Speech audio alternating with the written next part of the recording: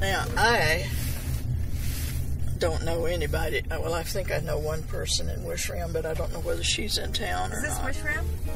This is Wishram Heights. It's beautiful out here. Look at the view of this person's Just think of these views. Look at that house there. But these houses have all gone up. There was only one house on the hill when we lived here, and these all have come since then. This on the left was a friend of ours that used to be our neighbor, and they moved up here. They had that place, and she's been gone a long time. But I kind of think it was right in here. The only house that was up here was that gray one. I like the white one there. Wow. Even though it's cheap up here, and taxes are cheap, or good. Oh, they got cars in the train yard too. And the school must be right below us. There it is back there. But when we come to the bottom, we're going to be at the beginning of Wishram. And then we're going to go down through town, and we're going to drop off some books. Now I want you to look at this train yard. I have walked those damn tracks many times. And this the first house here used to be the most beautiful house in town. It was so pretty. A friend of mine bought it, Culver, and I'm going to show you Shirley Howard's house. You know Shirley Howard. This was her house. Right here? Right here. Hi, Shirley. Millie lived in this house right here, this tan one. And my friend Orion lived in that one. And our neighbors Augustus. Oh, God.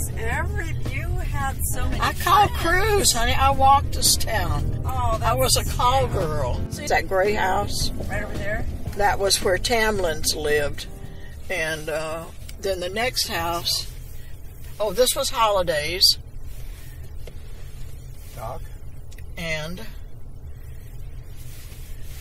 then Mrs. McCullough. And then the next house is ours.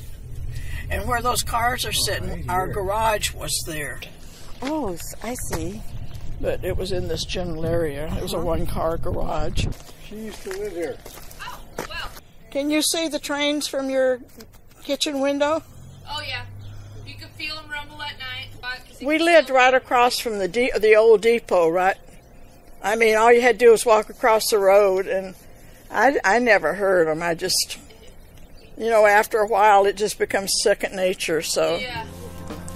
Yes, we had lots of good times, lots of good friends. And I'm always on the Wishram Post. I love to see what's going on. Well, you take care. Have a good day. And then here you could turn the corner and go to the school. No, we don't want to do that now. We just want to go straight. But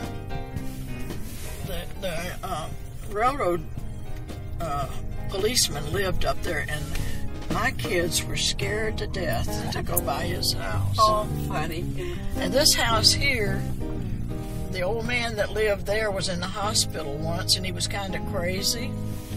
And I was working at the hospital, and he got ready to go home from the hospital, and I gave him the other guy's suit. And then I had to come and get the suit from him and take it back to the hospital. Oh, no.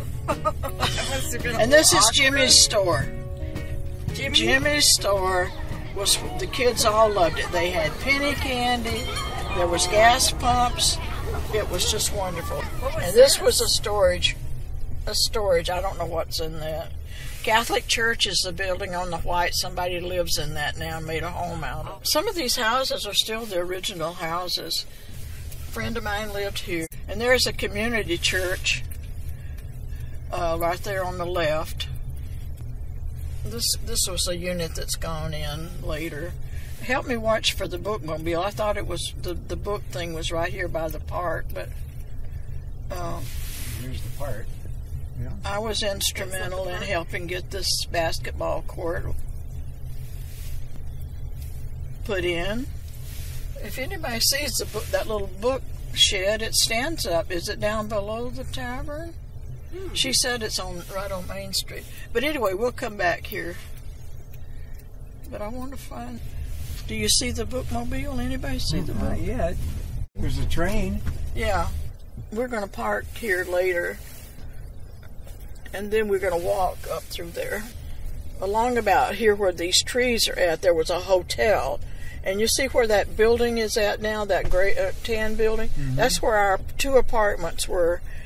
And there are 2 buildings, and they had 6 apartments in each one. And that's where we lived. And this is where John and Jeff played. Yep. Oh. And these trees this in was front where, of you are some of the original trees from back mm-hmm, then. They are the original tree. In fact, there's one that I think my clothesline was hooked to. But see, there's not many men that work out of here now. They're running the crews straight through to This was Casco. a bustling area right here. Oh, The this is where drugstore the and- drugstore and the barbershop is where. Oh my God! And that was the post office and the dry good. We'll come back and I'll tell you about this. Oh, there's that marker, and Wanda McMurray, and that was one of the reasons I posted that picture, because that greenhouse was where her dad lived.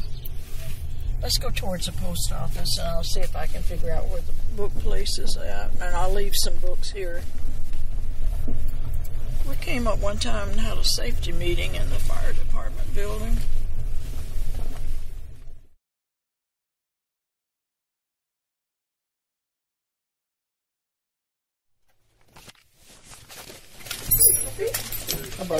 We're looking for the bookmobile. I mean, the little book box. Right in front of the school on Main Street. Let's see, I'm trying to think of that cross street right Is there. it right by the school? Yeah. Okay, so it's there where the house has got the porch around it. Yes. Holiday's old house. But I brought some books that I want to put in the box, and also I'm going to leave the rest of them here if I have too many. Okay. All right. Thank you. Thank you. Good morning, Carmen. What are you back? Hi, George. Question for you. Had lots of. The thing is that we made such good friends. They became our family. Yeah. It wasn't nothing like today. We all just were. And if you went to the grocery store, you knew everybody, and we weren't in their houses all the time. We were, it was just. And our kids had millions of babysitters. They didn't dare do nothing wrong because they knew that they would get told on. Right here somewhere? Right up here on the left. No. Plant a seed. Yeah. Does that look like the books in there? This is Jimmy Jackson's old house. We had Cub Scouts there. I'm not sure we can get any books in there.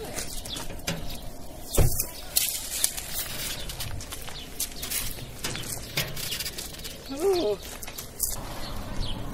Okay. There's some really fairly new books in here too. What's the one you want? Okay.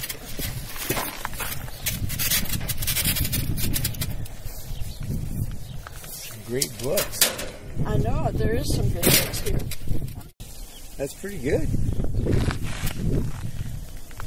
Not bad. Just not that big of a library. Well, you can take any of these you want. There's a lot of good books. Kim brought down a bunch. There was a little house that was in the yard there. I don't know if it's still there.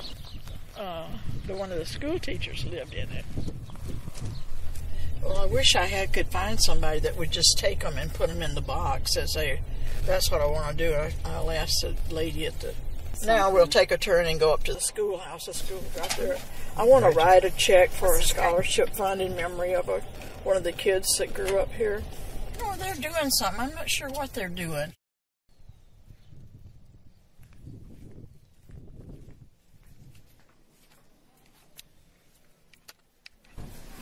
Hello.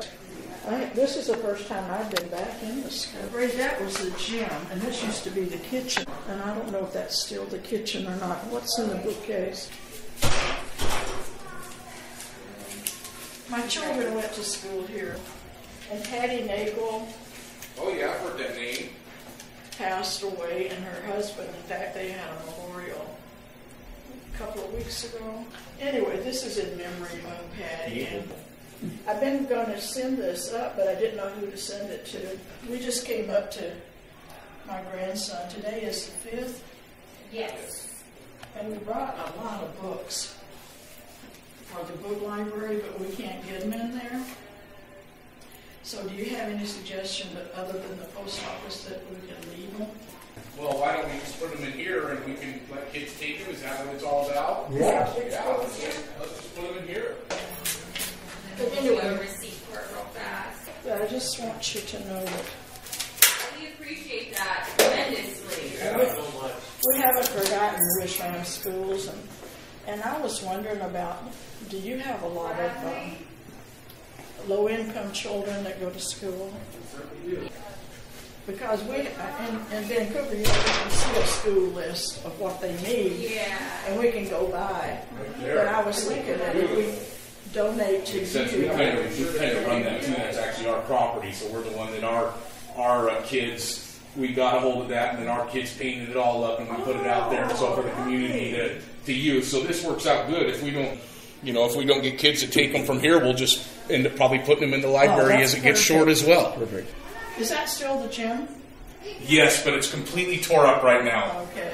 And this used to be the kitchen. Was this? This is still the kitchen.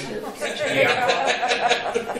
Well, we have lots of memories here, and my family, we will always be grateful for our time here because it was a great place to raise children.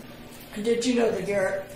Oh yes, Bob Garrett. Oh yes. Yeah, I saw Bobby, maybe 2 or 3 years ago, Yeah. and he looks good and Good. still full of vim and vigor. Well, my family are the Go-Force. I don't know. Do you remember the Go-Force? Donna Go-Forth, Marcia yes. Go-Forth. So Yes. Donna's my mom. Oh, Donna's your mother? Donna's my mom. Yeah. Marcia and Shelley and Marion was my grandma. Marion Go-Forth was my grandmother. Oh, and I'm trying to think of Marion's husband's name. I know. Richard. Dick Goforth. Yep. Dick. They all called him Dick Go-Forth. Yep. Yeah. Oh, I knew that family. Yeah, oh, good. They were all here when we were in the 50s and 60s. Yeah. Yeah. Yeah. Most of them worked for the railroad. Yes. Yeah. Yeah. Thank you. Wow. Very cool. I worked for the railroad too. Did you? I was a call girl. Oh yes, call girl. You went and got him out of bed at night and sent him to work, didn't you? Well, I was telling them as we were coming into town, I said, so-and-so lived here and here and here. I would love to see a school project someday where they do identify the old homes Oh yeah. and who lived in them. And the history, Wishram has such a fantastic history. Right. Oh, that would be an awesome idea. It would be Yeah. just wonderful. So enjoy every day. Yeah. Yes, ma'am. Absolutely. 100%. Good advice. It's wonderful to meet you. Thank you. Take the next turn and we'll take a little different route. All this stuff on this left side's on railroad property. And there used to be houses, company houses, And so all the way on the right-hand side here, all the way back down to the depot. And there were company houses all the way, and on the other side too, where you see those other buildings, those are new. There is one company house. That blue is still a company house. That's one of the old ones. You lease the property for so many years, like for $2. Yeah, and this is an old company house right here. This green one, the gray one, is an old company house. And there was, let me see, there was probably 3 or 4 more between those 2 trees. And there was all on the other side, there were houses. And we lived that close to the track. The old depot was right here. But when we lived in apartments, I was going to say there was 12 units. And in the morning, you could just see the kids come out the door. Everybody had kids. Oh, and the last kid out was it. Oh, They kind of picked on that kid. So isn't that special? yeah. So John came. He kept coming in every day crying because they were picking on this one kid was picking on him. And I just said, I put him back outside, and I said, if you come in here crying again, I'm gonna give you a whipping. I said, just go out there and beat her up. We only had 2 telephones in town. One was at the store, and one was at the office, at the depot. So that's why we walked. How far would you walk? Well, when we leave town, you'll see how far the track goes. We didn't go as far as the tunnel, but there's a bunch of signals down there. And you didn't walk it once a night or once a shift. You maybe had to go make 3 trips down there. I was pregnant with Jeff when I was working when I was pregnant with him. That's what I should say. You had a lantern, and you had a lantern under the arm here, and you had a board about this wide and about that long, and you had another cardboard or kind of a paper that fit on top of it that had lines on it, and you wrote down every car number, and then also every car number you wrote the length and the capacity and the cubic feet.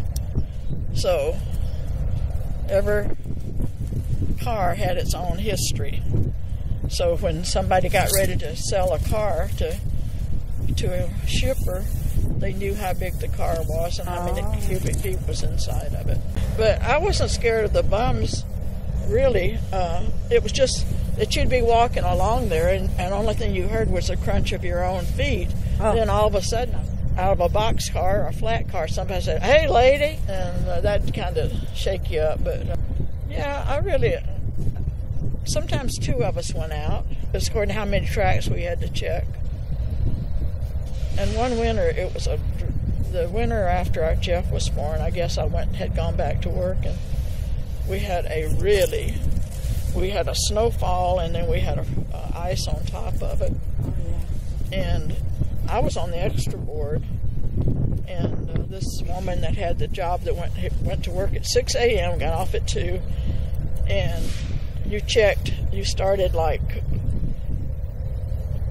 track 11, and then you checked over to 16, and then you went from 30 to 35, which was right on the river.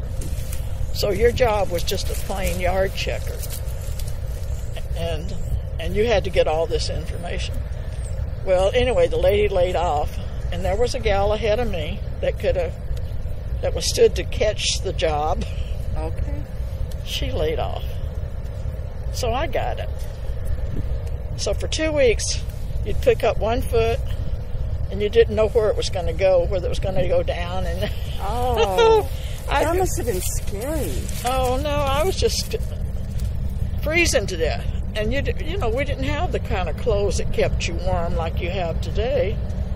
And my feet would be just like numb by the time I'd get back. You were out in the yard for like 3 hours or more checking those cars. Well, I'll tell you, that snowstorm stuck with me a long time, because that was probably the worst conditions I ever worked under. But you know what? The supervisors and stuff were always kind to us.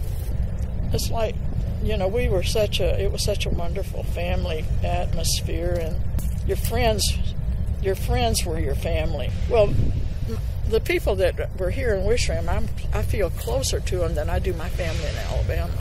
And their children are very important to me.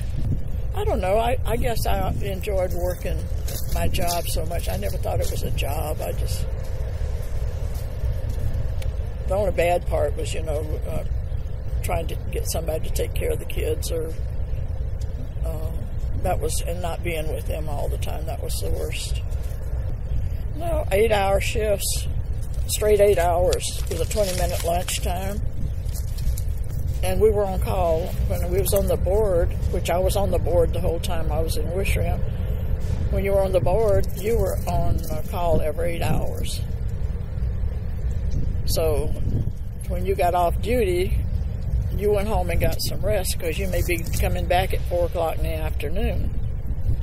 So then we finally got it to the point where the union got it where we could only work once in a 24-hour day or something like that. It was some kind of union change, but I was always grateful. And when I retired, I think that was the uppermost thought in my mind, was the fact that I had been provided a job that I could afford to send my children to college and to feed them and clothe them, and it was just and for a woman without a high school education. And I was steno to the superintendent here for a while, and I had about 2 weeks of typing experience, but I plodded through it and I did it. And I didn't have to do shorthand, but I had to type up all those letters to the people in Portland and anybody that got in trouble here. And and let me tell you, I went through a lot of paper, come to think of it. Oh, that's funny. Okay, where should we go now? What took you to Vancouver from here? And so there was a job came up in Portland, and it was a typing job. And I thought, maybe I can do this. So I bid on it, and I got it. And so I took the kids, and we went to Portland, and went in to see the boss. And when he got through questioning me and talking to me, I came out of the building bawling my eyes out. Because he said, you're not qualified for the job. And of course, there was somebody else in his office that was qualified, that he wanted to have the job. So anyway, Beverly, Washburn, they were living in Vancouver at the time. And so we came back to Vancouver and stopped at her house. And she said, you stay here with us tonight and we'll talk about this. And so somehow or other, Beverly and I got our head together. I rented a house, and her husband drove a U-Haul, and we just came up here and unloaded the house and went to Vancouver. Wow. And then she took me down to the yard office in Vancouver and introduced me to the boss there, and she said, sure, we'll take you. So I went to work in Vancouver. Oh my gosh. Short story. That's great, though. That's, again, So you friends, stood up for yourself and you took the steps. well, you just needed have to do what you have to do. Yeah. So That's really that was, spectacular. and then I would get a little bit of work, or maybe a couple of days a week, and between, and you could claim unemployment the days that you didn't work. So we never had food stamps, and we never had anybody helping us or nobody giving us money, but we paid our bills, and we ate, and we slept, and had a roof over our head. The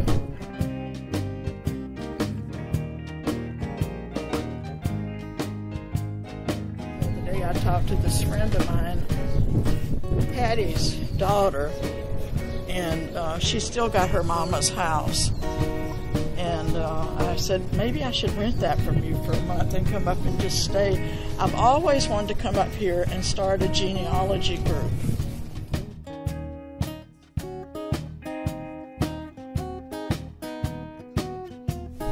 But I've thought about it for years and years and not done anything. Not yet. Not yet. Still time. Don't ever give up.